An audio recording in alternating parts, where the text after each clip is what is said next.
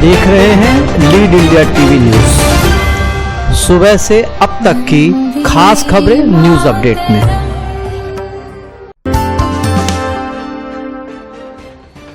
नमस्कार, जन धन से जन सुरक्षा इस खास प्रोग्राम में आप सभी का स्वागत है। मैं हूं अजय मिश्र। आज हम बात करेंगे दुनिया के सबसे बड़े वित्तीय समावेशन प्रोग्राम की।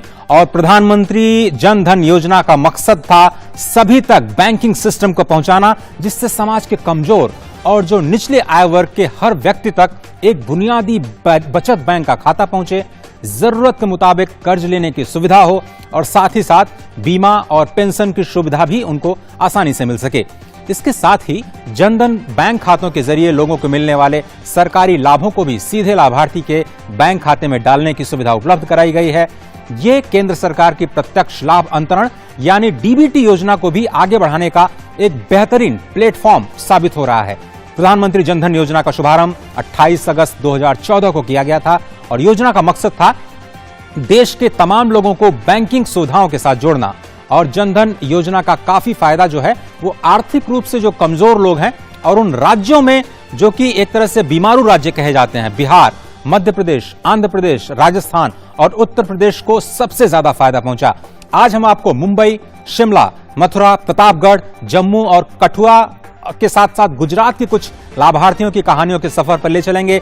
लेकिन उससे पहले एक नजर डालते हैं जनधन योजना के 6 सालों के सफर पर। जैसा कि आपको पता है, ये ऐतिहासिक जो योजना है वो शुरू की गई थी 28 अगस्त 2014 को और सिर्फ एक साल में 28 अगस्त अगर हम 2015 की बात करें तो 70 करोड़ से ज्यादा खाते खुले।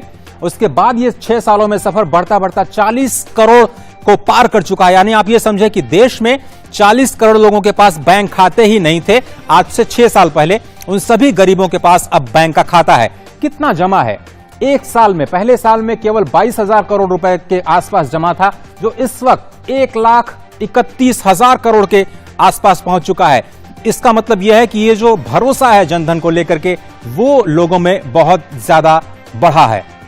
अगर हम औसत की बात करें तो पहले एक व्यक्ति के खाते में 1,280 रुपए जमा होते थे, वो बढ़ करके 3,260 रुपए हैं। ये औसत हम बात कर रहे हैं एक खाते की, जिसमें बचत की जो संभावना है या फिर जो बचत की आदत है वो लोगों में बढ़ी है। और ये जो योजना है उसने लोगों को बचत की ओर यानी फॉर्मलाइजेशन की ओर जाने के लिए एक तरह से प्रोत्साहित किया है। खाते के साथ आपको रुपए डेबिट कार्ड मिलता है, जिस पर आपको बीमा की सुविधा मिलती है। 15 करोड़ रुपए डेबिट कार्ड 2015 अगस्त में थे। अगस्त 2020 की बात करें तो करीब 30 करोड़ लोगों के पास रुपए बैंक खाते हैं। और पूरी दुनिया में आपको पता है कि जो रुपए कार्ड है वो एक बहुत ही मजबूत डिजिटल पेमेंट सिस्टम के तौर पर उभर करके सामने आया है। केवल इस वक्त आप देखें तो 1200 गांव ऐसे हैं जहां पर 5 किलोमीटर के दायरे में कोई बैंक या फिर टच पॉइंट नहीं है जनधन अकाउंट्स का। लेकिन अगर आप बात करें, अक्टूबर में 11,000 गांव तक ये सुविधा नहीं थी, लेकिन अब केवल 1200 गांव बचे हुए हैं जहां पर बैंकों की पहुंच थोड़ी सी 5 किलोमीटर के दायरे में नहीं है। लेकिन अब सरकार की ये कोशिश है कि जाते जाते इसको भी एक तरह से बेहतर किया जाएगा।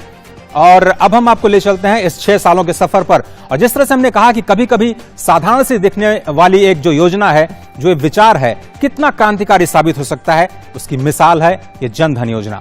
और जनधन योजना के जरिए एक साधारण सा दिखने वाला खाता जब मोबाइल संख्या और आधार के साथ जुड़ा तो इसने देश में जो सार्वजनिक जो पब्लिक डिलीवरी सिस्टम है उसको बदल दिया और उसकी दिशा और दशा दोनों को ही बदल कर रख दिया। आइए देखते हैं ये रिपोर्ट।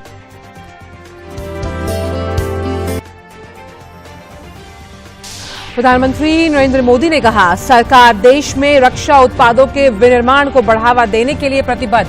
आत्मनिर्भर भारत से मित्र देशों को रक्षा आपूर्ति करने वाला देश बनने में भी मिलेगी मदद। कहा, रक्षा उपकरणों के आयात पर प्रतिबंधों से घरेलू उद्योग को मिलेगी सहायता। पुलवामा आतंकी हमले की जांच पर विदेश मंत्रालय ने कहा, पाक को दिए पर्याप्त सबूत, लेकिन वह जवाब देने से लगातार बच रहा है। मसूद अजहर के पाकिस्तान में पनाह लेने को बताया अफसोसजनक। दाऊद इब्राहिम पर कहा, पाकिस्तान ने कभी नहीं की आतंकी पर कार्रवाई। चीन के मसले पर विदेश मंत्रालय ने कहा, हाल ही में हुई राजनयिक वार्ता में दोनों पक्षों ने वास्तविक नियंत्रण रेखा के पास पूरी तरह अपने सैनिकों को पीछे हटाने के लिए ईमानदारी से काम करते रहने की प्रतिबद्धता दोहराई। 41वीं जीएसटी काउंसिल की बैठक में राज्यों को राजस्व के नुकसान की भरपाई के मुद्दे पर कई विकल्पों पर चर्चा। कोविड के चलते राज्यों को सस्ती दरों पर आरबीआई से कर्ज की सुविधा का दिया गया विकल्प। हफ्ते भर में फिर होने वाली बैठक में होगा अंतिम फैसला। भारी बारिश के चलते ओडिशा में बाढ़ के हालात। जम्मू में कई नदियां उफान पर। मौसम विभाग ने अगले 4 दिनों में मध्य और उत्तर भारत में भारी बरसात का जताया अनुमान।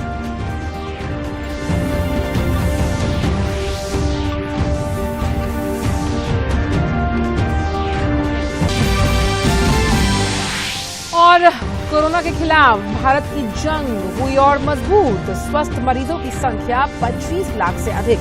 रिकवरी दर 76.24% और मृत्यु दर 1.83%। कैबिनेट सचिव ने 9 राज्यों और 1 केंद्र शासित प्रदेश से कोविड-19 से जुड़े मसलों पर की बात।